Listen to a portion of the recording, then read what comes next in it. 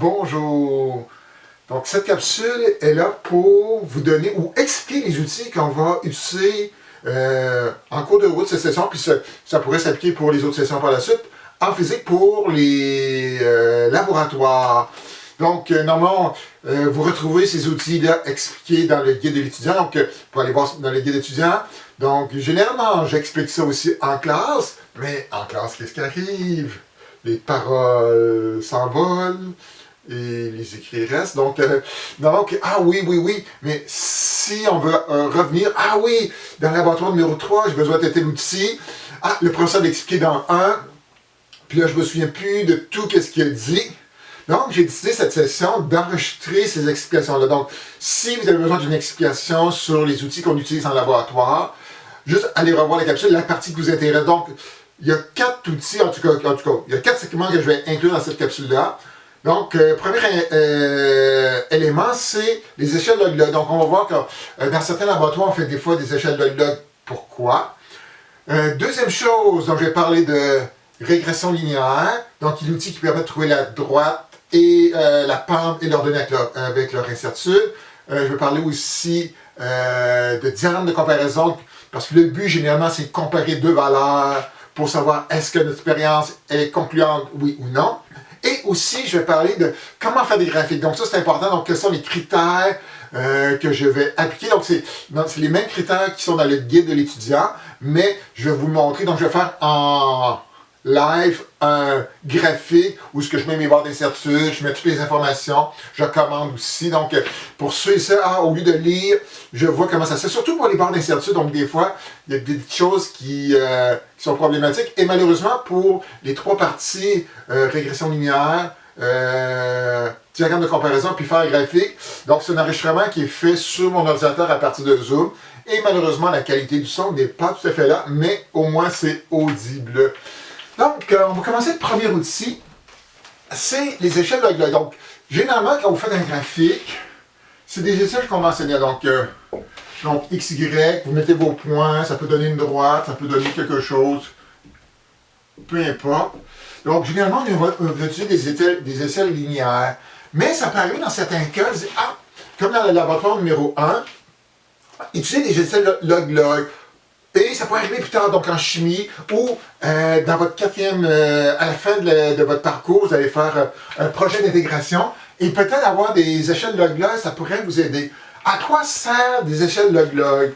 Donc, supposons que vous avez une relation qui est du type AX à la N ici. Donc, une relation qui est en fonction d'une puissance. Donc, puissance 2, puissance moins 3, puissance 1/2, moins 1/2, et que vous voulez voir, est-ce que c'est vraiment la bonne puissance qu'on obtient? Est-ce que la relation qui est prédite par la théorie, donc c'est au carré, à la racine carrée, à la 3/2, est-ce que c'est vrai?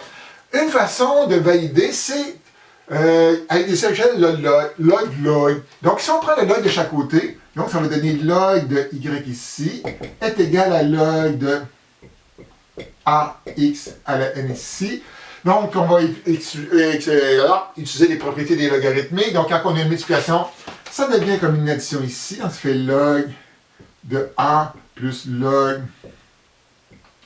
de x à la n ici. Et quand on a une puissance dans un log, ça peut devenir une multiplication. La puissance peut descendre devant, donc c'était n log de x ici.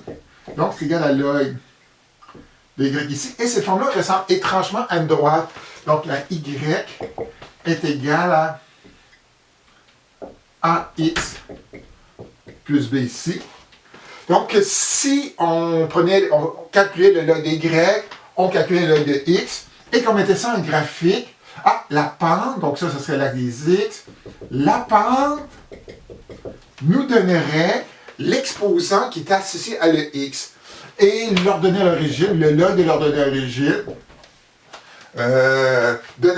on pourrait déterminer la valeur de a à partir de l'ordonnée à l'origine.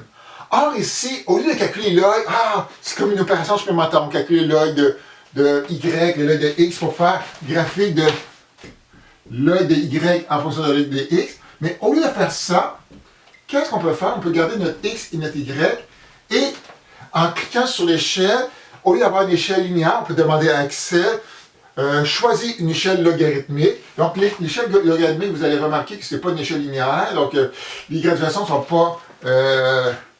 la même distance entre deux graduations consécutives n'est pas la même. Et quand vous allez tracer votre échelle, vous mettez votre échelle logarithmique, et qu'est-ce que vous allez obtenir? Si la fonction est la même pour tous les endroits, donc ça dépend tout du x à la 3, par exemple à la 3, vous obtenez que vos points vont être sur une droite.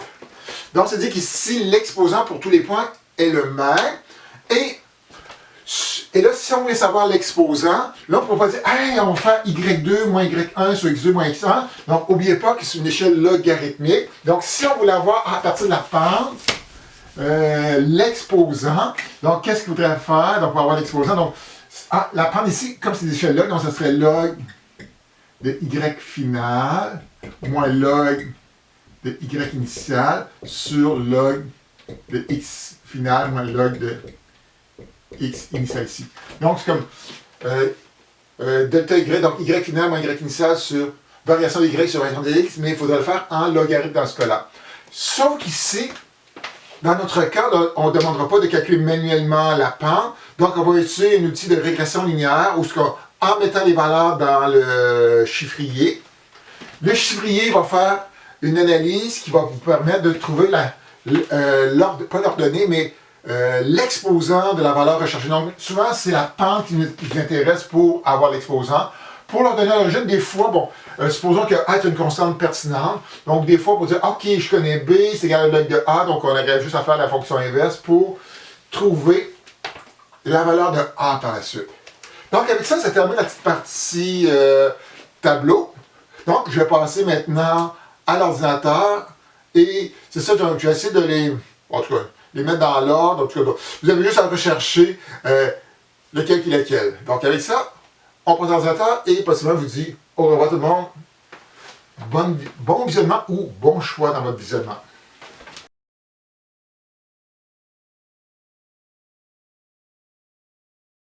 Donc, je vais vous présenter le premier outil, c'est diagramme de comparaison. Donc, diagramme de comparaison a pour but de comparer des valeurs qu'on veut comparer, quel pléonasme. Donc, souvent, en laboratoire, vous avez une valeur que vous avez déterminée et vous pouvez la comparer à une valeur théorique. Donc, ici, le diagramme de comparaison permet de comparer 3 valeurs, 2 valeurs. Donc, on peut ajouter même des lignes pour comparer 4, 5 valeurs ici. Faire attention, il y a la version 97, la version avant votre naissance, et la version pour Excel 2007 et 2008. Donc, je ne pense pas que vous avez à la maison cette version-là, même moi-même qui est très vieux, cette version-là a complètement disparu. Donc, qu'est-ce qu'on fait? Donc, on insère nos valeurs. Donc, si on a juste de valeurs, on peut effacer la troisième. Donc, on veut juste effacer les valeurs ici. Ça l'élimine carrément. On identifie nos valeurs. Donc, valeur théorique ici. Valeur expérimentale ici. On met nos valeurs. Donc, supposons que c'est 45 et 43 ici. Avec leur incertitude, donc 1 et 2 ici. Et il nous trace, est-ce que je fais trop tout? Oui. Et il nous trace notre beau diagramme de comparaison. Donc, il reste à identifier les axes. Ah, ici, je n'ai pas mis mes unités, donc ce n'est pas vraiment super important. Donc, Newton et Newton ici. Parce qu'il ne met pas les unités. Et on identifie l'axe ici, donc la force ici en Newton. Et c'était quoi ce laboratoire-là? C'est un graphique, quelque chose sur le frottement. Donc, frottement sur un bloc. Parfait. Donc, on a un diagramme, il est terminé, donc il reste à l'analyser. Donc, ça, on va voir ça plus tard. Bon, ça ne concorde pas, etc. Qu'est-ce qu'on peut dire sur le diagramme? Donc, il faut l'amener quelque part. Donc, souvent, on ne le laisse pas. Donc, on l'amène soit dans un fichier Excel ou dans un fichier Word ou n'importe quoi. Donc, nous, on va faire CTRL-C. Et là, on va aller ailleurs parce que le nouveau partage, ici, comme ça, on l'amène et on le copie. Ça qui va arriver quelque chose de spécial. Dès que vous allez faire un changement, donc supposons que vous avez des fois, vous avez juste un diagramme, il n'y aura pas de problème. Donc, si vous avez un deuxième diagramme, qu'est-ce qui va arriver? Ce premier diagramme-là va se refaire, va se retransformer par la suite. Donc, pour éviter ça, qu'est-ce qu'on devrait faire? On devrait aller dans Données, modifier les liaisons. Et là, il y a ici une fenêtre qui apparaît. Cliquez sur rompre les liaisons. Et là, donc, la liaison qu'il y avait entre ça et le premier diagramme est rompue. Et là, si vous faites des changements pour faire un autre diagramme, ce diagramme-là va rester inchangé. Donc, souvent, ça arrive des fois dans les corrections, c'est tellement plat. La personne a fait un premier diagramme, et après ça, elle fait son deuxième diagramme, puis son deuxième diagramme est la même que le premier parce qu'elle n'a pas rompu les liaisons avec le premier. Donc, on peut le faire comme ça, ou encore, au lieu de copier-coller de façon conventionnelle, on peut demander de coller comme une image. Donc, ici, collage spécial, sous forme d'image, donc ça n'a pas d'importance le format. Et ce format-là, qu'est-ce qu'il met? Ben, qu'est-ce qu'il met? Il est complètement gelé, donc vous ne pouvez plus rien faire là-dessus. Donc, même, donc, il est gelé, carrément. Tandis que l'autre, quand vous rendre les liaisons, ici, il y avait une faute de français ou quelque chose, on peut faire des modifications. C'est sûr que ça, on ne peut pas changer, mais on peut aller changer le texte. Donc, avec ça, ça vous montre diagramme de comparaison. Donc, vous l'avez utilisé la session passée, mais il y a peut-être ces petits détails-là ici de copier-coller qu'on avait oublié qu'on avait peut-être oublié tout court.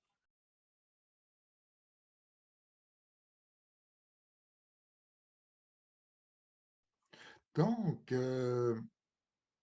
on va passer au second outil qui s'appelle régression linéaire. Et au département de physique, il existe deux logiciels sur Excel qui permettent de trouver la pente et leurs données avec leur incertitude. Donc, le premier s'appelle analyse droite. Donc, analyse droite, c'est un logiciel qui est basé sur la méthode des extrêmes. Donc, on rentrait les valeurs des X ici avec l'incertitude, on rentrait les valeurs Y à l'incertitude, et au bas, on retrouvait normalement la pente et leurs données avec leur incertitude. Régression linéaire fait exactement la même chose. Donc, vous rentrez vos données en X, leur incertitude, les données en Y, leur incertitude. Et qu'est-ce qu'il fait? Il fait quelque chose de particulier. Il calcule des poids. Donc, il considère que si un point a une grande incertitude, il est moins important qu'un point qui a une petite incertitude. Donc, c'est un échelle un petit peu plus précis qui permet de faire des calculs un petit peu plus fins. Donc, pour analyse droite, c'est juste basé sur le premier et le dernier point. Régression linéaire, il est beaucoup plus élaboré. Lui, il considère l'ensemble des points pour calculer la pente et leur donner origine avec leur incertitude. Donc, c'est un logiciel beaucoup plus précis, beaucoup plus efficace, donc plus élaboré. Donc, pour nous, pour le cas du cours d'électricité, on va utiliser ce fichier Excel-là. Donc, je pourrais juste vous montrer comment ça fonctionne rapidement, donc, pour montrer que je ne dis pas de conneries. Donc, est-ce que j'ai un document avec... donc, je vais juste revenir ici, un document avec des chiffres. Donc, ici, bon, j'ai un temps, donc j'aurais juste, bon, CTRL-C ici, copier, copier, copier, copier, copier ici. Donc, CTRL-V, je copie. Mon incertitude est toujours la même, donc 0,05. Je peux copier vers le bas, ça c'est parfait, comme ceci. Et si je reviens dans l'autre fichier, en Y, donc supposons que je prenais ces valeurs-là ici, comme ça, que je copie. Et là, faire attention, ces valeurs-là ici, si je reviens ici, c'est des valeurs avec un calcul. Donc, quand c'est un calcul, il faut faire attention. On va juste mettre les valeurs ici, comme ceci.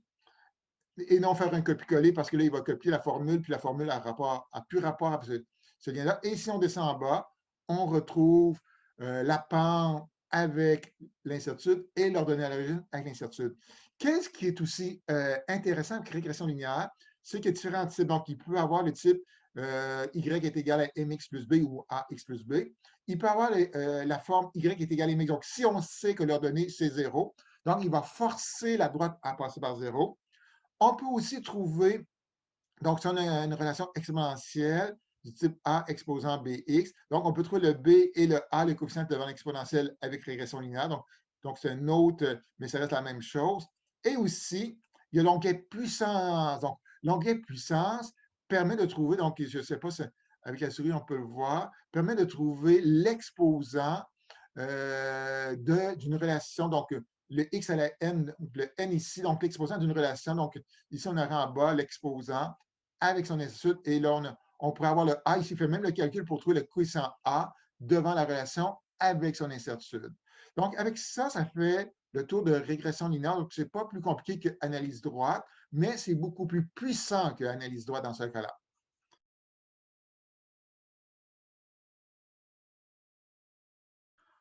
Donc, on va passer maintenant au dernier outil, qui est l'outil peut-être le plus important parce que lorsque vous faites des mesures, quand on regarde un tableau, donc ici j'ai un tableau, donc j'ai mesuré un temps, j'ai mesuré une position, est-ce que ces données-là sont fiables ou non? Donc, si on fait une présentation visuelle sous forme de graphique, on peut voir est-ce que ces points-là ont de l'allure, est-ce qu'ils sont fiables pour notre analyse. Donc, première chose, donc, c'est comment faire un graphique. Donc, tous les graphiques seront des graphiques nuages de points. Donc, si j'allais dans insertion, donc, dépendant si vous avez un Mac ou un PC, c'est pas tout à fait la même chose, mais ça serait ça. Donc, nuage de points ici. Et là, j'avais sélectionné des choses, donc je vais juste peut-être l'enlever, comme ceci. Je vais désélectionner. Donc, j'aime bien avoir rien sélectionné. Donc, il y a plusieurs façons de le faire. Donc, ça, c'est, je vous montre une façon, il existe d'autres façons de le faire. Donc, moi, c'est cette façon-là que je préfère parce que ça me permet de choisir des colonnes facilement qui ne sont pas l'une à côté de l'autre. Donc, je vais après ça dans le menu sélection de données. Je fais ajouter une sélection. Donc, ici, je vais avoir les graphiques de la position en fonction du temps. Donc, ici, le temps sera l'axe horizontal, la position, l'axe vertical comme ceci. Je fais OK, OK. Et j'ai mon graphique ici. Donc, pour le terminer, ça me prendrait, bon, identifier mes axes en X, Y, donner un nom au graphique. Et le nom graphique, je vais le répéter tantôt. Donc, il ne faut pas que ce soit le nom des axes uniquement. Donc, il peut y avoir le nom des axes, mais il faut que ce soit une mise en situation. Donc, ça explique un peu le but de cette expérience-là. Il faudrait que j'ajoute mes barres d'incertitude. Donc, ici, je vais montrer dans le deuxième graphique comment on insère des barres d'incertitude. Et ce graphique-là n'est pas un graphique linéaire.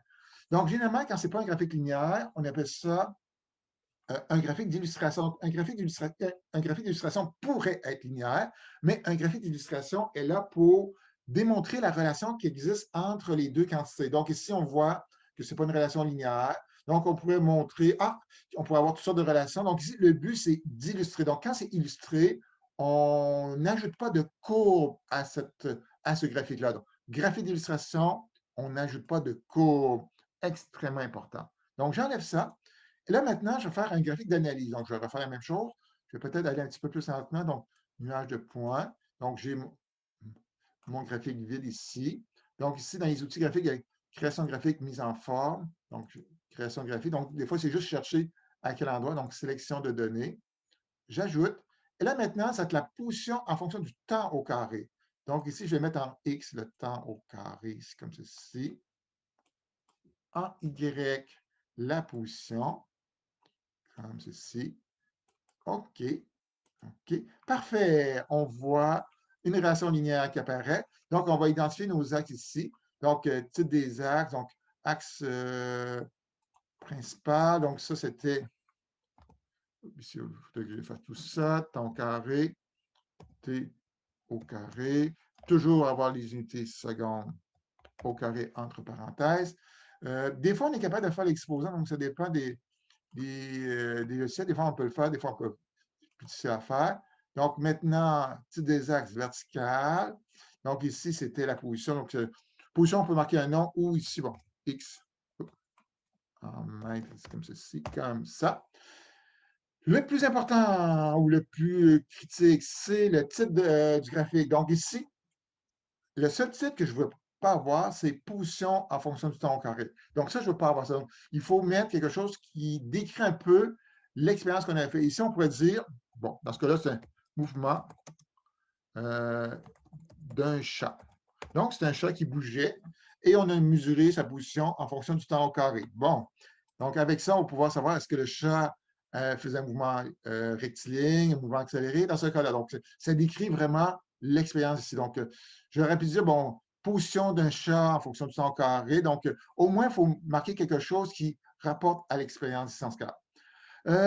Donc, il nous reste deux éléments à mettre. Donc, premièrement, c'est les barres d'incertitude. Donc, je vais recliquer là-dessus. Création ici. Donc, ajouter, normalement, vous avez un élément, c'est ajouter un élément graphique. Donc, on va faire barre, il n'y a pas ça, barre d'erreur ici. Et nous, on va aller avec autre option, parce qu'ici, on a quelque chose de particulier, on a des incertitudes qui varient de point en point. Donc ici, par défaut, il va tracer des barres horizontales verticales. Donc présentement, on est dans les barres verticales. Pour les barres verticales, si on regarde pour la position, c'est une incertitude qui change en fonction du temps. Si on avait une incertitude qui était toujours la même, on l'indiquerait ici. Si c'était la même en pourcentage, on l'indiquerait là. Mais là, ici, on va dans personnaliser, spécifier une valeur. Là, il y a un petit tableau qui s'ouvre, qui demande quelle est l'incertitude positive et négative. Donc, c'est la même positive et négative. C'est comme si on pouvait faire des plus et des moins différents. Donc, on vient sélectionner la colonne dans laquelle on a nos incertitudes de position verticale. On fait la même chose pour la valeur négative, comme ceci. On fait OK. Elle trace nos barres verticales. Et si on va nos barres horizontales, on vient cliquer ici dessus et sélectionner horizontale. Et quand vous regardez dans le menu de droite, les traits sont maintenus rendus des traits horizontaux. Donc, est-ce que c'est une valeur qui est fixe? Non. Est-ce que c'est un pourcentage? Non plus. Donc, ici, dans ce cas-là, c'est une valeur qui varie de point en point. Donc, on fait personnaliser, on va faire la même chose, spécifier. On efface tout ça ici. Avec la souris, on va sélectionner la colonne désirée et on refait la même chose pour les valeurs négatives par la suite, comme ceci. Comme ça, on fait OK. Et maintenant, on a notre tracé de barre. Notre graphique est fait pour cette partie-là ici. Et là, il nous reste un dernier élément, c'est d'ajouter, donc quand c'est une relation linéaire, de rajouter la droite. Donc ici, rajouter une droite, donc c'est une courbe de tendance. Donc, on va toujours, même si c'est une droite linéaire, bon, linéaire ici, je pensais avoir autre option. Donc, linéaire ici, on choisit linéaire. Et qu'est-ce qu'il m'a fait ici? Ah, autre option, j'aurais dû choisir. Je ne sais pas pourquoi il ne me mettait pas autre option en premier. Donc, autre option. Donc, on choisit le type. Donc, est-ce que c'est exponentiel, linéaire, nanana? Donc, généralement, ça va toujours linéaire dans notre cas. On va toujours demander d'afficher l'équation sur le graphique. Donc, afficher l'équation. Donc, c'est parfait. On peut fermer l'outil. Et la seule chose que je vais vous demander, c'est de changer les symboles X, Y pour les symboles que vous avez mis sur chacun des axes. Donc, pour que la droite devienne plus, la croissance devienne plus significative. Donc, qu'est-ce qu'on a mis en Y? On a mis X. Donc, X ici. Le X, on va le remplacer par la valeur qu'on a mis ici. Ah, c'est le temps au carré. Donc, je vais le marquer comme ceci. Donc, ça nous indique que c'est une équation de X en fonction du temps au carré. Et dernière petite chose, le 1,2 qui est la pente et le 4 ici, quand vous allez faire régression linéaire qui vous donne la pente et l'ordonnée à l'origine, peut-être vous n'allez peut-être pas arriver à 1,2. Donc, peut-être ça va arriver à 1,19, ici à 3,87 par exemple. Je ne serais pas sévère là-dessus. Donc, théoriquement, il faudrait venir les changer en fonction de ce qui était marqué dans régression linéaire. Si régression linéaire donnait 1,19, donc on marquerait 1,19 ici. Et ici, donc, supposons que c'est 3,85, on devrait remplacer par 3,85 ici. Parce que l'outil Excel n'utilise pas la même façon. Donc, Excel, pour calculer la pente, c'est comme si les points n'avaient aucune incertitude. Et régression linéaire, il tient compte que les points d'incertitude pour calculer une pente plus significative. Donc, avec ça, donc, on vient de réaliser notre graphique. Donc, le titre, les axes identifiés, les barres d'incertitude, la relation tracée, l'équation, ce qu'on a changé, les variables x, y par les axes ici.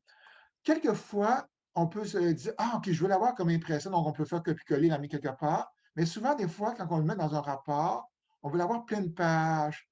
Donc, en cas dessus, vous allez avoir un menu, déplacer le graphique sur une nouvelle page. Et l'avantage de faire ça, donc, ça l'amène sur une nouvelle page, donc, présentation beaucoup plus belle.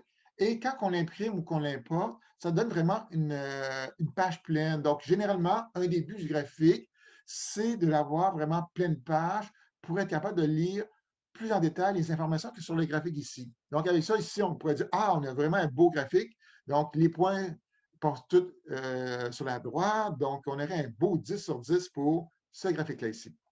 Donc, avec ça, ça fait le tour des outils qu'on va utiliser. Donc, avec ça, ça vous permet, donc, sous forme de capsule, de revenir. Ah, si vous avez quelque chose de. Vous avez mal compris, ou je vais peut-être mettre un commentaire. Allez voir partie de régression linéaire, comment faire un graphique, ou encore, barre d'incertitude, voir la petite vidéo. Donc, ça permet que l'information soit gardée dans le temps. Donc, avec ça, on se dit au revoir et on ne va pas. Imaginez-vous que je vous fais un beau You tout le monde.